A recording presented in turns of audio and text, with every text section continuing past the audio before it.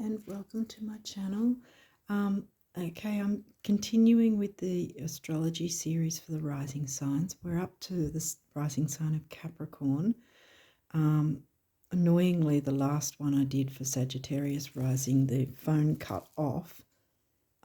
So we're still feeling the effects, even if you might hear that Mercury retrograde has gone direct. There's still the shadow period, like the before the retrograde. There's the pre-shadow, then the retrograde, then the post-shadow, for those who might not know. And that means that the effects can be felt on either side of the retrograde for at least a couple of weeks, depending, or longer, depending on how fast the actual planet is moving. For Mercury, it's about 2 or 3 weeks either side, 2 to 3 weeks. Yeah. So anyway, I'm coming off the back of the Sagittarius reading and a bit annoyed because it cut off earlier than other videos, and that just makes no sense to me that other videos went for longer and didn't get cut off, but that one did. So if you know any Sagittarius rising people, or you're Sagittarius rising and watching this for someone else, I apologize to the Sagittarius risers for not getting the video done completely. Yeah, anyway, enough of that. Okay, so we will still have the effects of the retrogrades, even if you hear that they're stationing direct, like Mars. Mercury, by the time you watch this, it's probably going to be said that Mercury is stationing direct. And I know Uranus will be also stationing direct in the last week of January.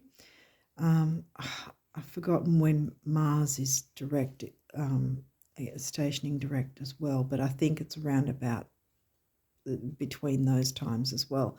But again, the post-shadow phase, so we'll still feel the effects of it.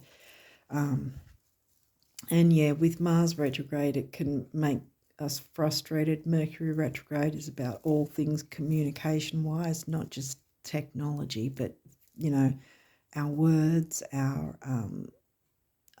written word, spoken word. Yeah, it can get muddled or taken the wrong way, or, you know, anything can happen really like that. But that's the negative side. There is a positive side, because we can still move forward with any retrograde anyway. It's just a time for reassessing and taking a look at what the energies of that planet are trying to tell us, kind of thing. Like with Uranus wanting to break free and move forward and have our voice heard. With Mercury, it's communications, being able to communicate. How are we communicating, and what would be the best way forward with communications. With Mars, it's about wanting to really push forward, like the fieriness of Mars, but because of the retrograde, we're being shown that we can still move forward, but we just have to do it a little slower than Mars would normally like. Having said all that, let's jump into the cards before the phone decides to cut off again. Sorry, I'm going to try and quell my frustration with that. I just don't get how it works, because other videos went longer and didn't get cut off, so I don't know.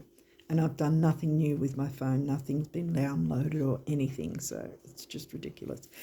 Anyway, enough whinging. Third house, Mercury retrograde. Gemini communication. It's not in Gemini for you, though. It's third house is Pisces for you. Virgo. Well, Virgo would be your 7th house, would it? No, wait. Virgo's your 9th, I think. Yes, of course, because Cancer's the 7th. Yeah. Neptune. Okay, Pisces is 3rd. Neptune is the ruler of Pisces in 12th house. Okay, we've got a theme perhaps starting here. 2nd house. Taurus themes. Taurus, I call it energy, but it's themes. Taurus themes of money and self-worth. That's the better money house. The opposite one, the 8th house, is more about debts and sex and shared income, shared accounts, shared money and shared resources. Pallas Athena. And 6th house. Well, that's, again, Virgo themes, Virgo energy, as I call it. But 6th house is not in, where did we say 7th? Then 6th is Gemini, isn't it? Which is funny how they should end that way, because that's Gemini, and that's Gemini energy for 3rd house, which is in Pisces, which you've got your Neptune. And Virgo, where's Virgo? Virgo's the 9th house, and that's the 2nd. Okay. Well, we'll read up on Neptune and Pallas, because you pretty much know the signs and the houses, I'm guessing. So, Pisces. Okay, I'm going to read Pisces because I open to it. I kind of feel like guided when I open to it like that sometimes. So let's read Pisces anyway. And you can see if it relates to you or whatever. It might not relate to everyone, but I'm feeling pulled to read this. Mixed emotions could be an ongoing theme for you. Pisces acknowledges this confusion, and this card is a reminder not to make rash decisions. Yeah, because Mars retro energy. When faced with a problem, you may feel tempted to go with the first option presented to you, just to do anything but stand still. But that would be unwise. Do some soul searching, and when you are ready to make a decision, you'll know which choice is the right one. Pisces can also mean that you are feeling overly sensitive and imagining problems that aren't actually there. Whether it is reading too much into comments made in passing by those around you, or not processing your own emotions toward others, these types of situations need to be handled gracefully. Okay, right, so we're looking for Neptune, which is ironic because Pisces turned up, straight up. No, the Sun, Moon, yeah, wait, planets.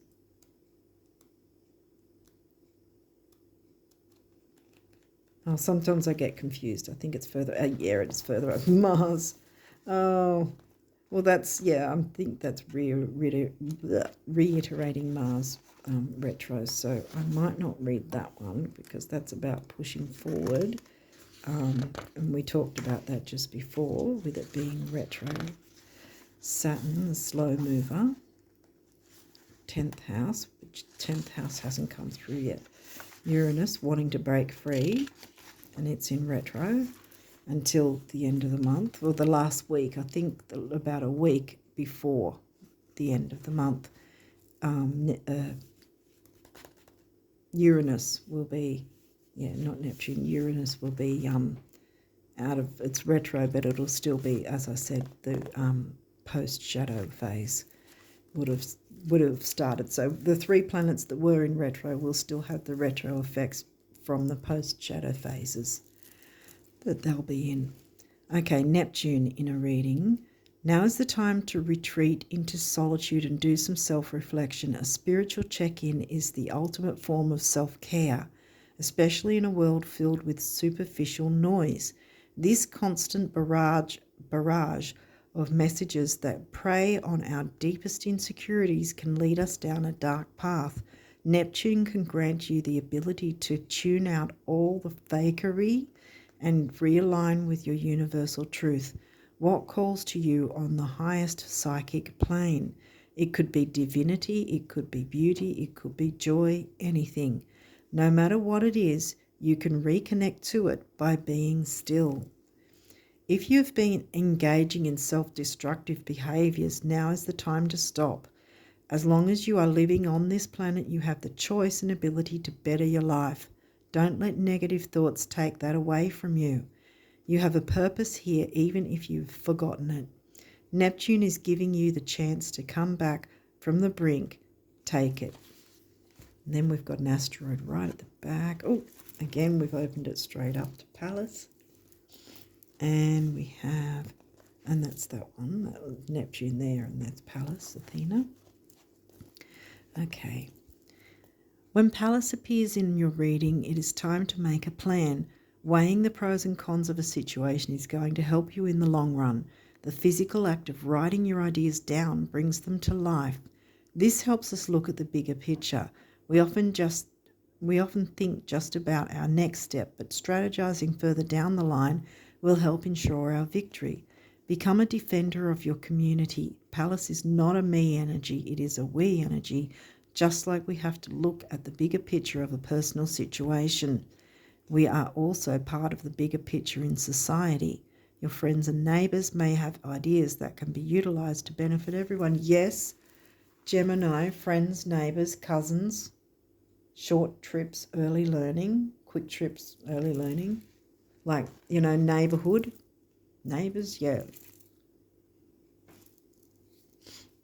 So, yeah, that's Gemini themes. Yes, your third house is not in Gemini, it's in Pisces, and there seems to be the Neptune reiterating that. Maybe check where Neptune is in your chart as well, if it's in one of these houses. That might be something too. Okay, well, you guys seem to have jumped through this quicker because Sag had a whole lot of cards. That's probably why I got it, because there was a lot. 6th house, okay, well, we've got, wow, 6 houses there and here. All right. The work, health, and duty area of your life, yeah. This might have something to do with your health.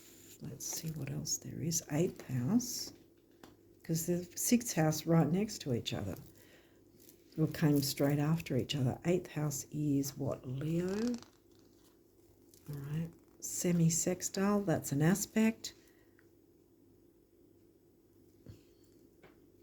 Encourages, sees the potential in, clarifies, gives hope to, compensates, intuits, tempers, responds, cycles, grows, realizes, rewards, allowing. Maybe what you've got to allow is self-care. This seems as if it's got some sort of health vibe to it with the Virgo and the 6th house. 11th house, well, that's community, Aquarius energy. Uranus rules Aquarius. Saturn rules you, like as in Capricorn. 9th house, that's Jupiter, rules your 9th house. 8, 9, and 11. Gosh, you've got a few houses. Square. Okay, well, this one's, yeah, okay. 8th house is intimacy, semi-sextile, allowing. The 11th house, the edge. 9th house, seeking. Square, challenge. And again, challenges don't always have to be negative. You might want to actually challenge yourself in some way, which might actually be a healthy thing for you. Seems to be a health vibe. We'll see what else comes through. 3rd house again. 3rd house, Pisces. So we've got water. 2nd house was, what was that? Pisces, yeah. You're right, because Neptune rules the planetary ruler of Pisces. That's how you spend, see? That's your 2nd house, how you spend. It's sort of, I guess, dreamy, nebulous Pisces, sort of probably things that are beautiful, artwork maybe, that you like, perhaps. Well, we will move up to these cards. And these ones may or may not have reversals as well, but this is upright, Mercury, which is good because it's Mercury retro or coming out of Mercury retro. So, yeah, some of them may be reversed or you may have all of them upright. but the upright one will be considered the gift in the guidebook. I'll read the guidebook from these guys as well. Conjunction, well, that's in reverse, so that's going to be a challenge one. The reversals are known as the challenge in the guidebook. And again, the challenge doesn't necessarily mean it's negative. Ascendant, well, that's your rising sign, Cap rising. Jupiter, well, here we go. Look at this. We've got Ascendant, upright, so that's a gift. Jupiter's a gift, right under 9th house, which is Sag energy. Yes, it's not in Sag for you. It's in Virgo, isn't it? Which you had Virgo come through here. And it's upright, so Jupiter upright, that's really good. Solar flares in reverse. And solar flares are like when they only happen at certain times, not all the time. Like here and there'll be a burst of a flare of, like, you can actually, there's photos, whatever. You probably know about solar flares already anyway. But yeah, just every now and then the sun will have a high burst of heat and just sort of burst here and there in different areas, and it's been captured on images where it's sort of burst out from its actual planet, this burst of fire. So that's kind of the solar flare. Anyway, so let's move on. This one seems to be really quick though, for some reason.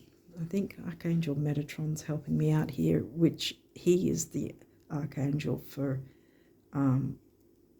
Mercury and Mercury themes and Virgo and mainly Virgo, but I think also Gemini.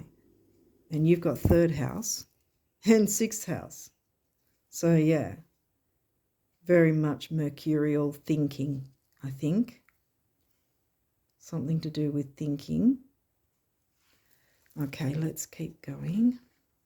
I like when that happens, when I open it immediately to the thing. Okay, so Mercury upright, which is the gift. Mercury was the messenger of the gods. Listen deeply to the messages of your soul, the conduit to spirit, and become the messenger. Yeah, so I'll say that again. Listen deeply to the messages of your soul, the conduit of spirit, and become the messenger. Messages of the soul. Neptune, Pisces energy. Self-worth, value. 2nd house, Pisces in 2nd house. Virgo, 6th house, Virgo themes. 6th house is, where is that? In 6th in Pisces? No, 6th is Gemini, isn't it? Yeah, 6th is Gemini. And there's Gemini themes there in the 3rd, which is Pisces.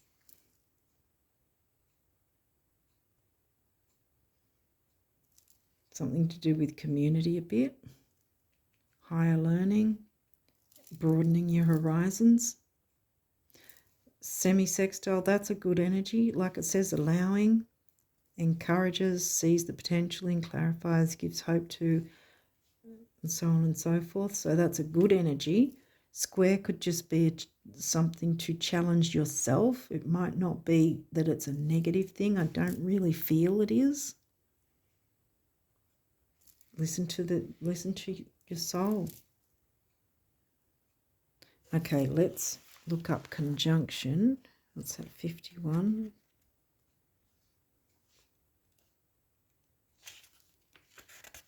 Yep, here it is. Now this one, yeah, okay, well, I thought, yeah, that and solar flares are in their challenge. So upright, it's the birds flying. But reversed, let's find out what the challenge says for you. Be wary of relationships that ask you to shrink yourself to fit them, and value the conjunction over individual growth. conjunction, community. Third house, Gemini. Like 3rd and 11th are the really communicative houses, really. 3rd house, Gemini, which Mercury rules, and Mercury also rules Virgo, but Virgo tends to be more communicating in terms of health, duty, service to others kind of thing, more so than the information that Gemini and Aquarius would do. Yeah, see, these, I think, intimacy, see? I think that's more about being open to community, perhaps. But I think there's definitely a 6th house health and duties kind of theme too.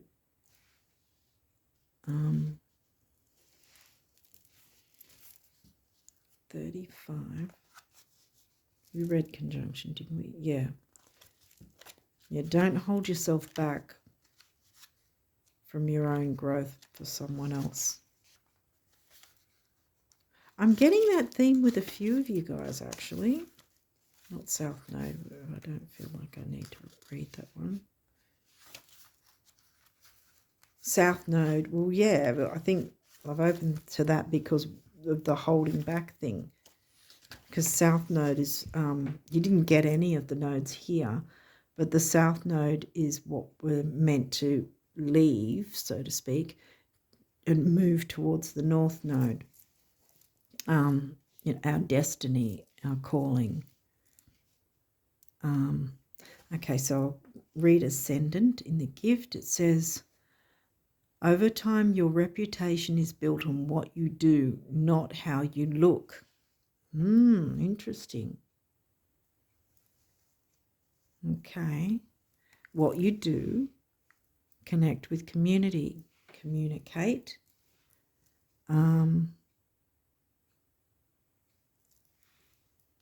Listen to your soul. 23. 27. Pluto just makes me think of Phoenix rising energy. Might be a bit of that for you too. 23. Okay, abundance. See, Jupiter says abundance. I don't know if you can see it there. Maybe the light's a bit too bright. That's it there. Okay, Jupiter says, and it's in the gift position. Okay, give and you shall receive. Jupiter calls you to expand. 9th house, Sag, expansion. Jupiter is the ruler of 9th house. And where is it? Where is Jupiter? Right next to, right underneath 9th house. It's the ruler of the 9th. And Sag. Okay, Jupiter. Given you shall receive. Jupiter calls you to expand your world view. So reach out and feel at one with the whole universe. Yeah.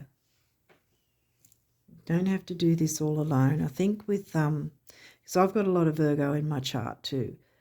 Virgos and Capricorns, I think, can sort of be sometimes tunnel vision focused and work too hard. Sometimes at the expense of themselves. Okay, so we've got solar flares. That's number 17. Capricorn, well, that's your rising sign. Just saw that sneak by. Okay, solar flares. Now, you've got it in the challenge position, and it says, tempest flare along with the sun.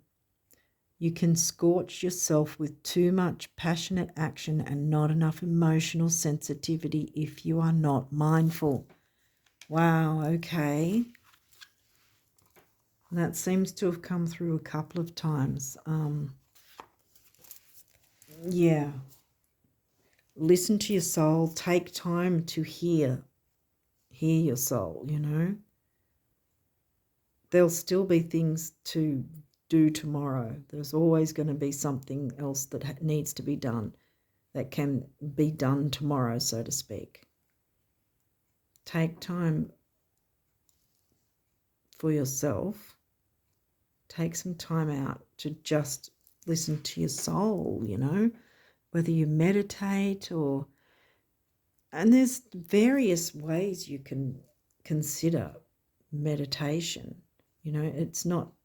You don't have to always sit in a lotus position and try and somehow clear your mind, because some of us have our mind racing and it's really hard to stop and meditate that way. Some of us like guided meditation. But I'm thinking also, as I've mentioned in other readings, there's different forms of... You can have a form of meditation by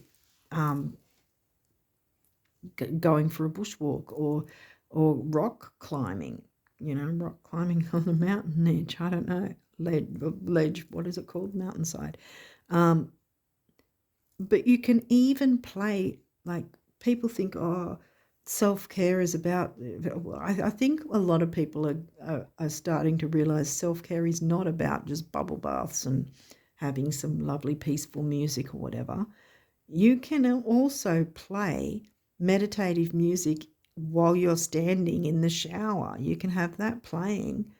If some people don't have a bar, like they only have a shower recess and that's it, you can still do it that way as well. You don't have to go, okay, I've got to make time to meditate. Why not do the both of them together? Jump in the shower, have some music playing while you're in the shower. Not just if you're, you know, sitting... If you're able to sit in the bath, great. But your form of meditation may not be that or either. It might be gardening. It might be sitting outside having a cup of tea or coffee, you know, and watching nature outside or something, or baking a cake, or it's really painting, writing, art, drawing. Anything is... There's no limit to how much creativity you can tap into. But in terms of... It's not really about creativity here, though. It's more about health and connecting with others, I think. Yeah, because I think that's where the 8th house was coming in terms of being open enough and showing your feelings. Not everything has to be work all day, every day, you know. Sometimes, you know, making time for you and then making time for others, where it's not just something about work, you know. I don't know if I'm making sense, but I really hope I am. Okay, so let's move on to the numerology guidance cards for Capricorn rising. Let's see what messages want to come through for you guys for January. Capricorn, right? Ooh, okay. We don't have any full moon, but this is karmic completion 10. And 1 to me is 10 coming to 1 is about personal power. And you can still have that even when you connect with others. In fact, you might have more personal power by connecting with others and opening up. And maybe, like I said initially, what you might want to do is something that you feel is relaxing to you, that will help you to open and listen to your soul's words, your soul's whispers. Because when we're having such a busy life and we've always got 1,000 things that need to be done, we can forget about connecting with spirit or connecting with the universe or whatever it is you believe or feel. But yeah, but connecting with ourselves and our soul and you know, because sometimes logic doesn't cover everything, you know. Sometimes you need to get into your nebulous side, nebulous Neptune Pisces energy. And yeah, because you've got Jupiter, which is abundance. Ascendant is upright. So by connecting with others, your community, in whatever way that is for you, you can still show your ascendant, which it's asking you to do. Because communication, there's something about communication with health, service, duty. See how neither Saturn nor, I don't think 10th house came through at all. Because 10th house is Capricorn themes. And yet you've got 9th house expansion with community, communicating with community. And it might have something to do with some form of health, service, duty, that you can connect with others, work with others. You don't have to do it all alone. And Capricorn's always, you know, I mean, the goat likes to climb the mountain, but from what I've always seen, it's not generally one goat alone that does it. There's usually a few of them nearby each other, and they're all climbing those precarious mountains together, you know, all those goats that climb those really steep ledges. How they do it, I don't know, but from what I remember from anything I've ever seen, there's not generally one lone goat on its own and no one else around. There's usually others nearby that are doing exactly the same thing. So it has a group, a team, a community.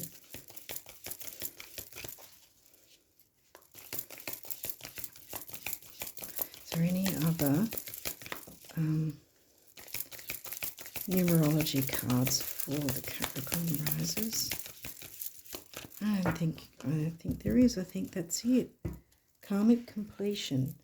Yeah, because it might be that this is what perhaps you need to do to complete a karmic cycle. Maybe there is a cycle that needs to be broken in terms of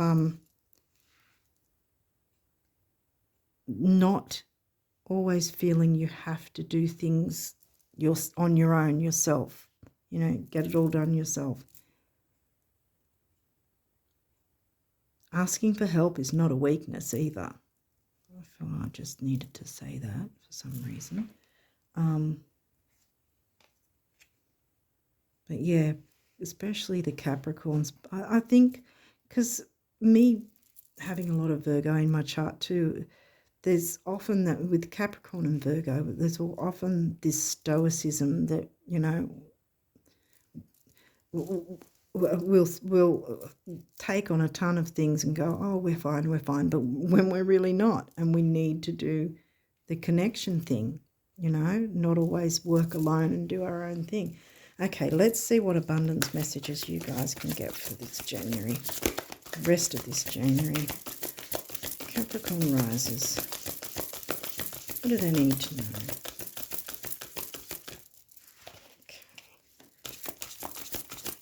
What abundance messages can you get for January? Okay, they're all sliding all over the place. They're very slippery cards, actually. We're going to get abundance messages.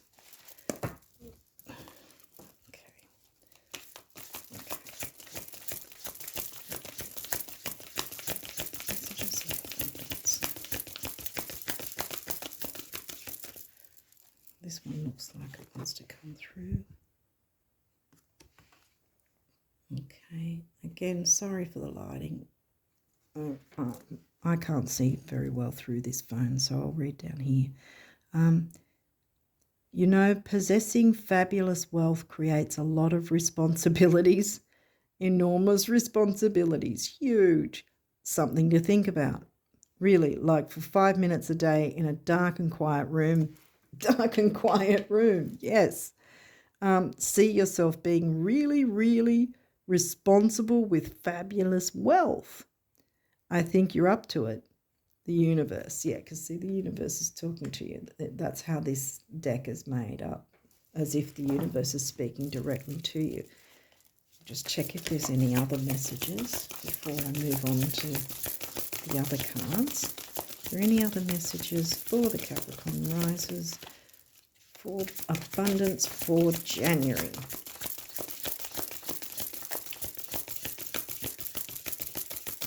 I thought one was coming through for a second there, but it just sort of popped back in.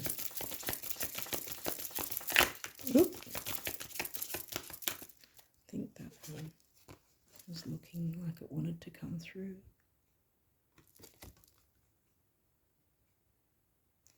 Okay. Here's what I ask folks who aspire to being fabulously rich. Here we go. There's a theme. Couldn't you just pretend you're a multi-millionaire, you know, right after you're done pretending you're not? Oh, bang. It's all pretend, the universe. So, yeah. What do you think? You know, how's your thought process?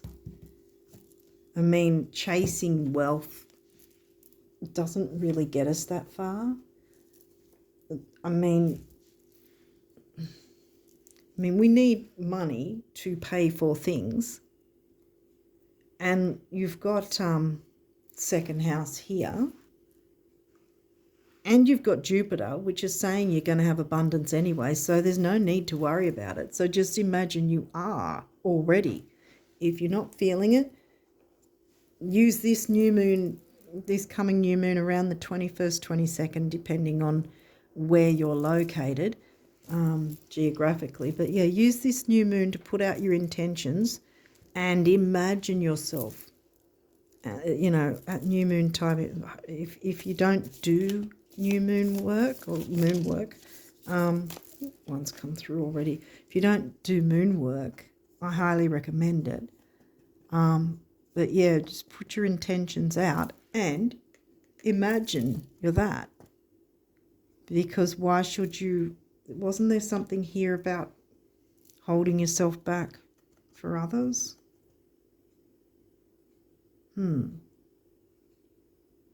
Yeah. It's definitely something about money too. So I think you're fine because, look, you've got abundance here. So there's nothing to worry about. What have we got here? Healing. This might be this going within time that might be healing for you so you can move forward and bring abundance your way. Healing. Listen to your heart. Love is the greatest healer. It has the capacity to balance and heal your emotions, thoughts and perceptions, which in turn will heal you physically. Virgo and Taurus. Your angels are here with you and will help dissolve your fears. Trust in the power of love to guide you and your life will magically transform. This card is confirmation that healing is occurring right now. Right. See if we can get, yes we can. Let's see if there's any, oh my goodness. Okay. Oh wow. Okay. Well, if there's anyone from the last, where did it go? Oh, there. I have to chase it. If there's anyone who watched the Sagittarian one, this is making up for what you missed. We already did healing. Okay, we've got a couple here. Breakthrough, yay. Relax. Okay. Oh my goodness, you've got a few. Let's just pop them all here in action. Wow. Okay. All right, so let's see if we can get through all these and the phone doesn't do a weird thing for me again, because that was annoying last time. Okay, so this is relax. Yeah, relax. Nebulous Neptune Pisces, it's time to take a break. for yourself so that you can then move forward with what you're wanting to bring into your life, into your world, manifesting. Relax. There is plenty of time to do and achieve all you desire. Isn't that what we were talking about?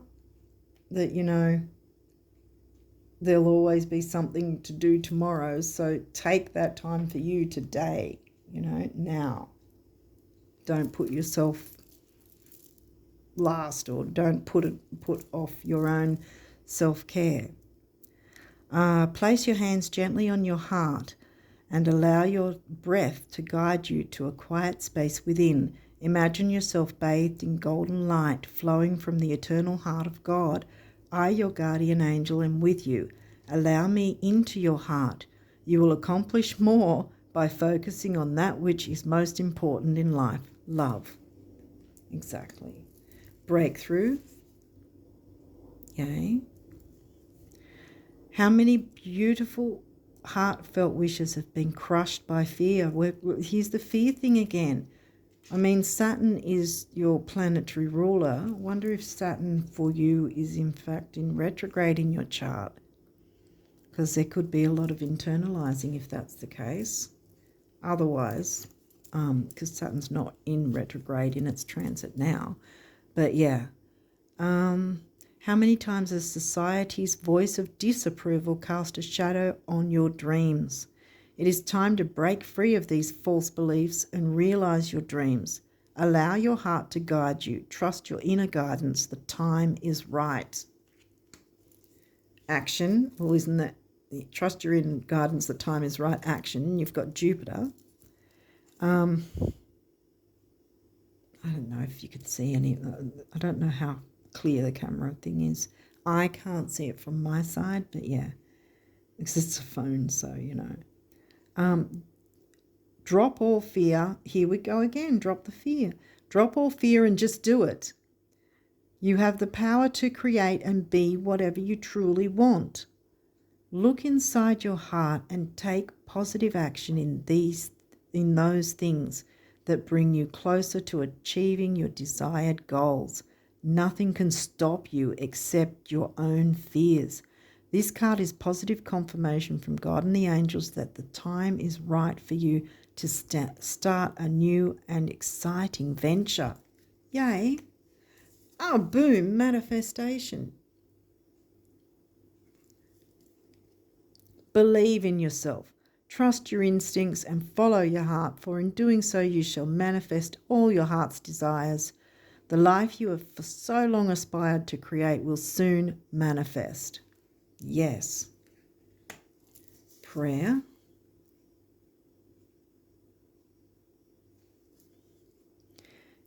Dear guardian angel, help me to be flexible in my attitudes and beliefs. Flexible. Capricorn and Virgo have trouble being flexible. I can speak for myself with all the Virgo in my chart. Help me not to fear. Here's the fear again. Help me not to fear the transient nature of life.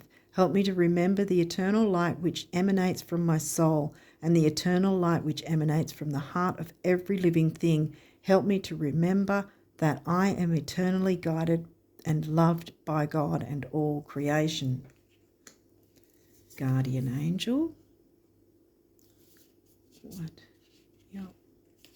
Right. Trust. All unfolds in perfect timing. You are one with divine will. Focus only on love, and all you truly desire will manifest at the most perfect moment. Be patient.